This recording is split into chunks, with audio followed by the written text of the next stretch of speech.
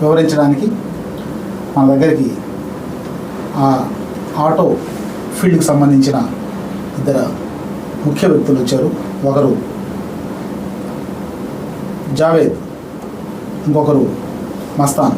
వీళ్ళు చాలా కాలం నుంచి ఆటో రంగంలో ఒకరు డీలర్గాను ఒకరు మెకానిక్గా ఉన్నారు. వీళ్ళ దగ్గరికి తరచుగా ఆటో వాళ్ళు రావడం, ఆటో వాళ్ళతో సత్సంబంధాలు ఉండడం వల్ల ఇప్పుడు ఆటో వాళ్ళకున్న సమస్యలు ఏంటి అనేవి మనకి వివరించడానికి ఇక్కడికి వచ్చున్నారు. ఇద్దరికి నమస్కారం. నమస్కారం సంశుద్దీన్ బాయ్, అలాగే సూర్య న్యూస్ సబ్స్క్రైబర్స్ అందరికీ నమస్కారం. అందరూ సూర్య న్యూస్ సబ్స్క్రైబ్ చేసుకోవాలని కోరుకుంటున్నాను. ఇప్పుడు ఈరోజు అంటే ప్రభుత్వాలు ఏదైనా ఉన్నాయండి, ప్రభుత్వాలతో మన సంబంధం లేదు. ప్రజెంటు ఆటో వాళ్ళు పడుతున్న ఇబ్బందులు ఏంటి? అయితే ఆటో వాళ్ళు ఇబ్బందులు పడుతున్నట్టు తెలుస్తుంది. అలా పడ్డానికి కారణాలు ఏమై ఉండొచ్చు చెప్పండి జావేద్ గారు. సార్, ఆటో వాళ్ళు ఇబ్బందులు అంటే ఇప్పుడు నెంబర్ 1 వచ్చేసి ఈ ఫ్రీ బస్సులు రావడం వల్ల కొంచెం ఇబ్బందిగానే ఉంది. కానీ ఏ విధంగా ఇబ్బందిగా ఉందంటే, ఇప్పుడు సపోజ్ వెంకటాచలం నుంచి సరేపల్లికి వెళ్ళాలంటే 10 రూపాయలు 15 రూపాయలు ఎక్కి ఆటోలో వెళ్ళిపోయేవాళ్ళు. ఈ ఫ్రీ బస్ ఎప్పటి నుంచి వచ్చిందో ఆటోలకి ఆగిపోయిందన్నమాట. బస్ వచ్చేసా, ఇప్పుడు బస్ ఎక్కి సరేపల్లికి వెళ్ళిపోతుండే. ఇప్పుడు రాజుపాలెం నుంచి అల్లూరికి వెళ్ళాలా, రాజుపాలెం నుంచి అల్లూరికి వెళ్ళాలన్నా కానీ ఆటోలే. ఈ ఆటో ఎక్కలేక ఆడ నుంచి కూడా మళ్ళా బస్సు ఫ్రీ బస్ అని టికెట్ కట్టుకొని వెళ్ళిపోతుండే. ఈ పల్లె వెలుగు బస్సుల వల్ల ఏమైనా దయవుంచి ఏమైనా ఆప్షన్స్ ఉంటే గవర్నమెంటు దీన్ని తగ్గిస్తే పల్లె వెలుగు వరకు బాగుంటుందని, మా ఉపాధి మెరుగుపరుస్తుందని అనుకుంటున్నాం సార్. అంటే మీరు ఏమంటున్నారంటే, ఇప్పుడు ప్రభుత్వం మహిళలకి అవును ఫ్రీ బస్సు ఇవ్వడం వల్ల మహిళలందరూ కూడా ఆ ఫ్రీ బస్సులో వెళ్తున్నారు కాబట్టి మాకు కొంత ఇన్కమ్ తగ్గింది, ఇంతకుముందు ఎక్కువగా ఆటోల్లో వచ్చేవాళ్ళు అని అంటున్నారు. అంటే నేను అనేది ఇప్పుడు పల్లెటూర్లకు కావచ్చు అన్నిటికీ ఆ ఫ్రీక్వెన్సీ అంటే బస్సులు వచ్చే టైము పోయే టైము చాలా తక్కువ ఉంటాయి కదా. అంటే వీళ్ళు తొందరగా వెళ్ళాలనుకున్నప్పుడు అలాంటి సమయాల్లో ఆటోలే కదా ఉపయోగపడతాయి. అంటే ఈ బస్సులు నాకు తెలిసి ఏ పల్లెటూరుకైనా కూడా రోజుకి ఒక 5 ట్రిప్పులు 6 ట్రిప్పులు ఉంటాయి. అంటే అందుకు వాళ్ళు ఆ బస్సు వచ్చే వరకు కాసుకొని బస్సు ఎక్కి వెళ్తున్నారా, లేకపోతే మీ ఆటోలు ఎక్కే అవకాశం తగ్గిందంటారా? దానివల్ల ఏమన్నా? సార్, నేను చెప్పేది ఏంటంటే, ఫ్రీ బస్సుల వల్ల ప్రాబ్లం నేను చెప్పడం లేదు. ఫ్రీ బస్సులో హైవే నుంచి స్టార్ట్, మనకు ఆర్టీసీ నుంచి ఇంకా కంటిన్యూ అవుతూనే ఉంటాయి. నాయుడుపేట అని, తిరుపతి అని. నేను ఫ్రీ బస్సులు స్త్రీలకి దాని గురించి నేను చెప్పడం లేదు. కానీ పల్లె వెలుగు లాంటి చిన్న ఇది వెంకటాచలం నుంచి సరేపల్లికి వెళ్ళేవి, రాజుపాలెం నుంచి అల్లూరికి వెళ్ళేవి, ఇలాంటి చిన్నవి ఉంటాయి కదా. దానివల్ల మా ఆటో డ్రైవర్లు కొంత ఇన్కమ్ తగ్గింది. అంటే దీనికోసం ప్రత్యేకంగా వేచి చూస్తున్నారు సార్. 10 నిమిషాల్లో వచ్చేస్తుంది ఆర్టీసీ బస్సు, దానికి వెళ్ళిపోతే మనకు 20-30 రూపాయలు మిగిలినట్టే కదా అని చెప్పేసి ఆగిపోతున్నారు. దానివల్ల కొంత ఆటో వాళ్ళకి ఇన్కమ్ తగ్గిపోవడం. అంటే ఇప్పుడు పల్లెటూరు నుంచి వచ్చే ఆటో వాళ్ళకి ఇబ్బంది ఉంది. పట్టణంలో ఉండే ఆటోల పరిస్థితి ఏంటి సార్? పట్టణంలో ఆటోలు ఉండే పరిస్థితి అంటే, పట్టణంలో ఇంతకుముందు నాకు తెలిసి ఒక 40,000 అట్టు ఉండేది, ఒక 30 నుంచి 40,000 లోపల. ఇప్పుడు ఏం జరుగుతుందంటే, చెప్పాను ఇప్పుడు నేను చెప్పాను కదా మీకు, ఈ విధంగా పల్లెటూరు నుంచి వాళ్ళకి బాడుగులు లేక ఈ పక్క నుంచి సరేపల్లి నుంచి, ఈ పక్క ఆవంచర్ల నుంచి, ఈ పక్క అల్లూరు నుంచి, ఈ పక్క చూస్తే మనకు ముత్కూరు నుంచి ఈ పక్క ఇవన్నీ వచ్చి టౌన్లో తిరుగుతున్నాయి. అంటే టౌన్ కి చుట్టుపక్కల ఉన్న పల్లెటూర్లన్నీ కూడా టౌన్కి వచ్చేసేయడం వల్ల ఆటోలకు టౌన్లో ఇన్కమ్ తగ్గిపోయి ఉండే వాళ్ళకి కూడా ఇబ్బంది పడుతున్నారు. అక్కడి నుంచి వచ్చిన వాళ్ళు కూడా ఇబ్బంది పడుతున్నారు. దీనికి ప్రభుత్వం ఏమన్నా సహాయం చేస్తే బాగుంటుంది అనేది మీ ఆలోచన. ఆల్రెడీ గవర్నమెంట్ ఆటో వాళ్ళకి కొంత 10,000 రూపాయలు ఇస్తున్నారు సార్. ఆంధ్రప్రదేశ్ గవర్నమెంటు 15,000 రూపాయలు ఇస్తున్నారు సార్. 2,70,000 మందికో 90,000 మందికో ఇస్తున్నారు. అంటే స్టేట్ మొత్తం మీద స్టేట్ మొత్తం మీద సార్ 2,70,000 2,90,000 మందికి ఇస్తున్నారు సార్.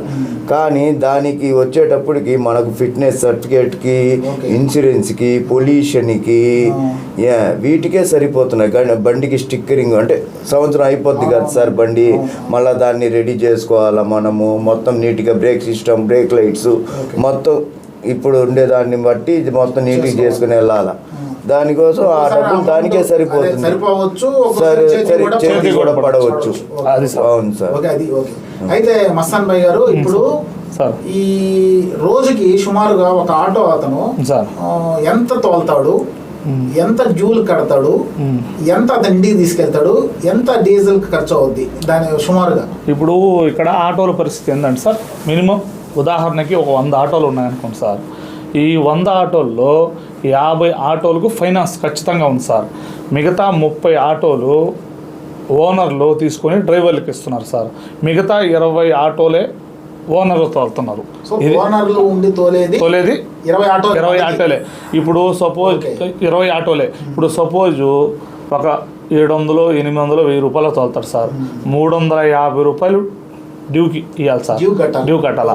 రెండోది ఏంటంటే 300-350 రూపాయలు డీజిల్కి అవుతుంది, డీజిల్ పోతుంది. అతను తీసుకొని పోయేది 300-350 రూపాయలు. అది కానీ ఉంటే ఒకరోజు ఉండొచ్చు, ఒకరోజు లేకపోవచ్చు.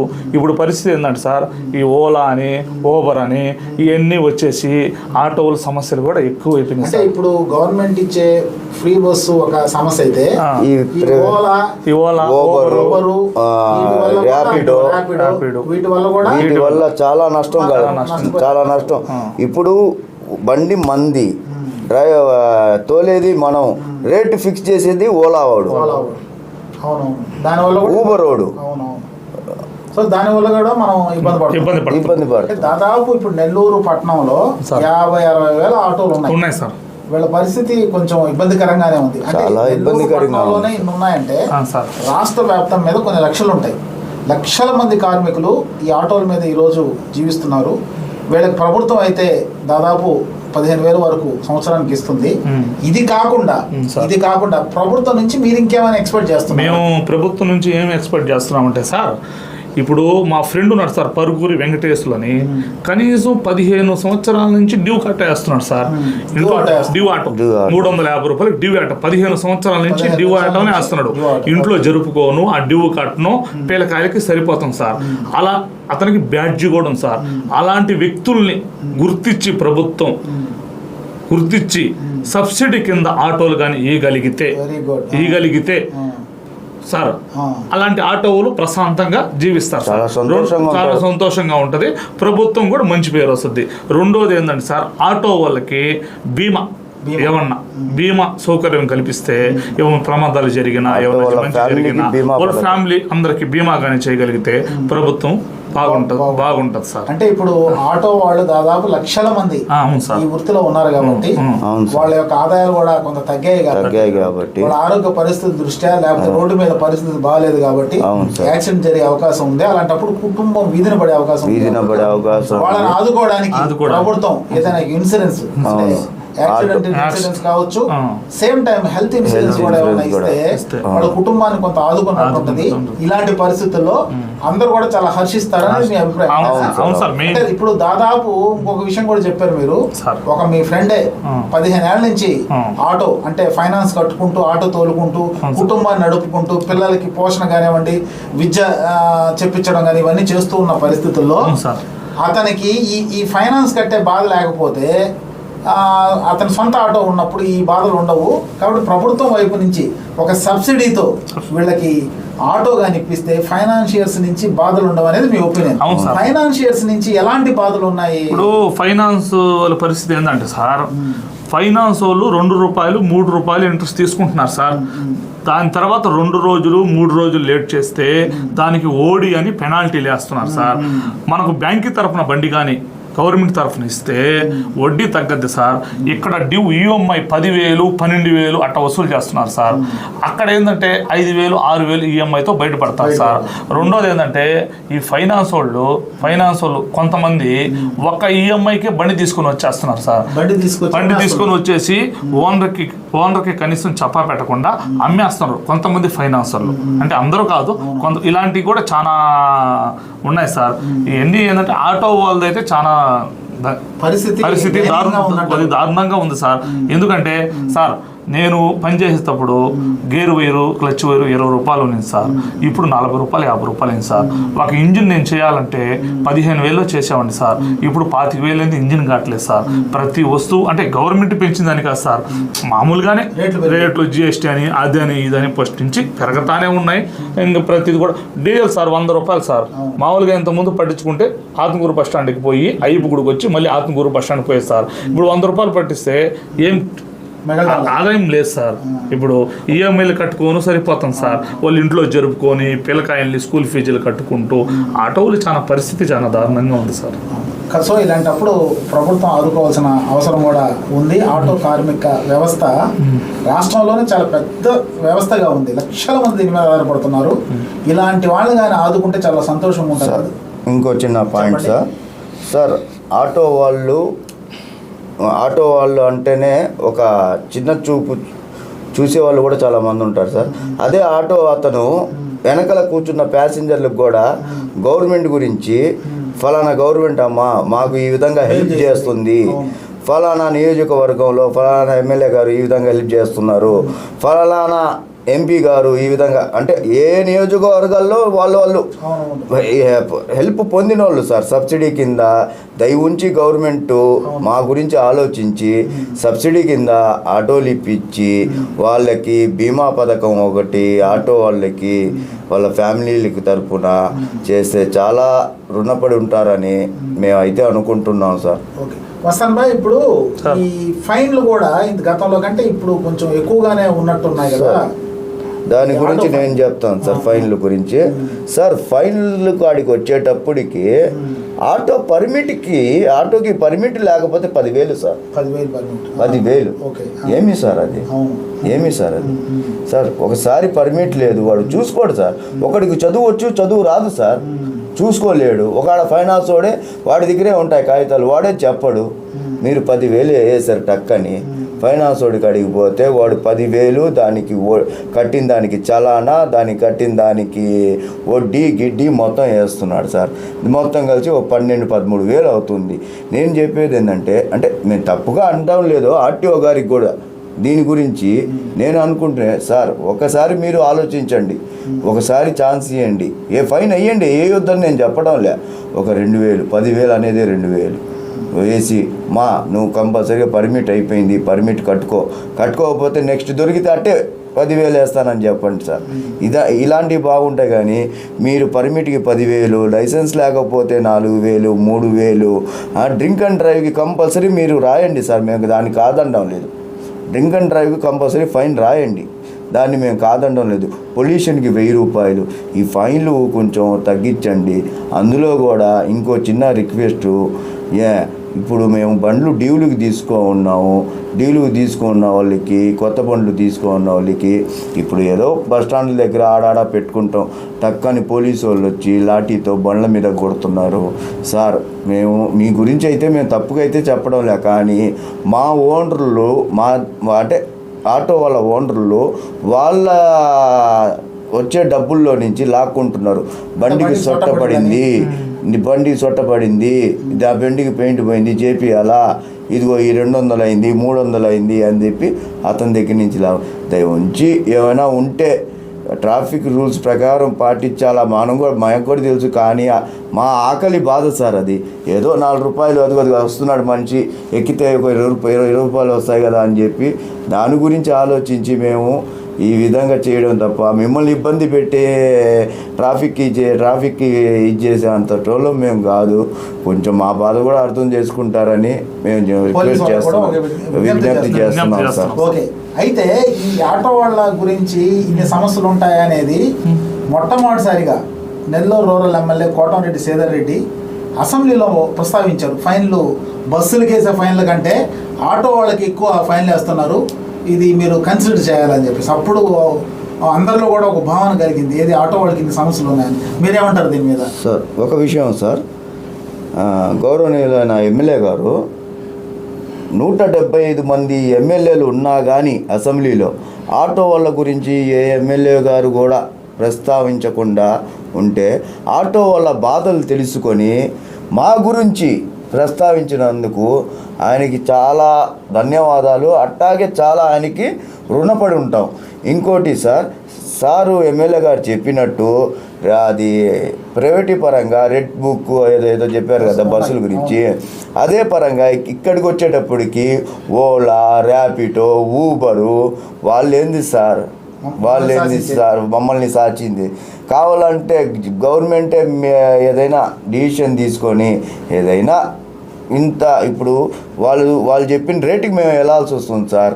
ఎందుకంటే బయట నుంచి ఆటోలు వచ్చేస్తున్నాయి. ఇప్పుడు అంతా ఆన్లైన్లో ఊబర్లు బుక్ చేయడం, దాంట్లో వెళ్ళడం. దీనికి గవర్నమెంట్ కొంచెం ఏదైనా సొల్యూషన్ ఆలోచించి దాని ఒక వెబ్సైట్ లాంటిది ఏమైనా ఏర్పాటు చేస్తే చాలా మేలు జరుగుతుంది. అందులో బండి డేటా కూడా ఆ వెబ్సైట్లో వెళ్ళిపోద్ది కాబట్టి దాన్ని బట్టి మీ పోలీసులు అంటే ఏమైనా జరిగినా కానీ అరాచకాలు పట్టుకునే ఛాన్సెస్ కూడా ఉంటాయి. ఇప్పుడు ఊబరు మామూలు బండి నెంబర్ బుక్ చేయాలా, వాడు బండి నెంబర్కే పంపించేస్తాడు, వాడు ఎవరికంటే వాడికి పంపించేస్తాడు.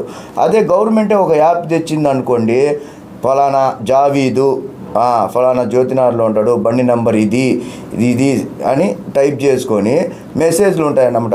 ఒక సిస్టమ్, ఒక సాఫ్ట్వేర్, దానికి ఒక యాప్ పెట్టుకున్నారు అనుకోండి, యాప్లో మనం బుకింగ్ చేసుకోవచ్చు. అంటే నేను చెప్పడం రావడం లేదు సార్, ఆ విధంగా ఈ ఆటో వాళ్ళ కోసం కూడా ఇప్పుడు ఊబర్ ఎలా ఉందో అలా కాకుండా ప్రభుత్వం ఒక యాప్ వీళ్ళకి ట్రైనింగ్ ఇచ్చి వీళ్ళకి ఎలా దాన్ని వాడాలో చెప్పి ఒక రేటు గవర్నమెంట్ ఫిక్స్ చేస్తే మేమందరం కూడా బాగుపడతాం. అందులో ఒకవేళ ఏమైనా ఆటో వాళ్ళు క్రైమ్ చేసినా కానీ ఈజీగా దొరికిపోతారు. సో అంత లెక్కంతా కూడా గవర్నమెంట్ దగ్గర ఉంటది కాబట్టి డేటా అంతా కూడా గవర్నమెంట్ దగ్గర ఉంటది.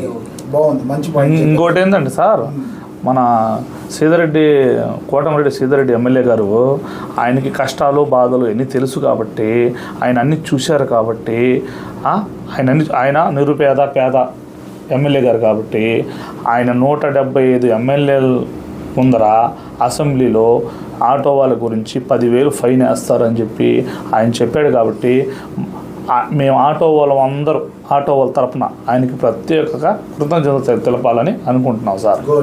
అది సార్. సో మీ యొక్క సమస్యల్ని గుర్తించిన ఎమ్మెల్యేగా కోటమిరెడ్డి సీతారెడ్డి గారికి ధన్యవాదాలు. ఆంధ్రప్రదేశ్లో లేదు సార్, ఎవరు లేరు సార్. వెరీ గుడ్, మంచి. ఇది నేనేమంటున్నానంటే ఇప్పుడు మీరు చెప్పారు కదా, ఈ విషయాలన్నీ కూడా ఒక రిప్రజెంటేషన్ గారు చేసి ఎమ్మెల్యే గారి దృష్టికి కూడా తీసుకెళ్ళండి. అదేవిధంగా ఆయన ముఖ్యమంత్రి గారి దృష్టికి కూడా తీసుకెళ్తారు. మీకు ఖచ్చితంగా ప్రభుత్వం, ఏ ప్రభుత్వం అయినా సరే, ప్రభుత్వం మీకు మంచి చేయాలనే ఉంటుంది కానీ చెడు చేయాలని ఉండదు ఖచ్చితంగా. అయితే అన్ని సమస్యలు వాళ్ళ దృష్టికి చేరకపోవచ్చు. ఈరోజు మేము పిలవంగానే సూర్య న్యూస్కి వచ్చి మీరు ఆటో వాళ్ళ సమస్యలు చెప్పినందుకు మీ ఇద్దరికి కూడా ధన్యవాదాలు తెలియజేస్తున్నాం. ధన్యవాదాలు.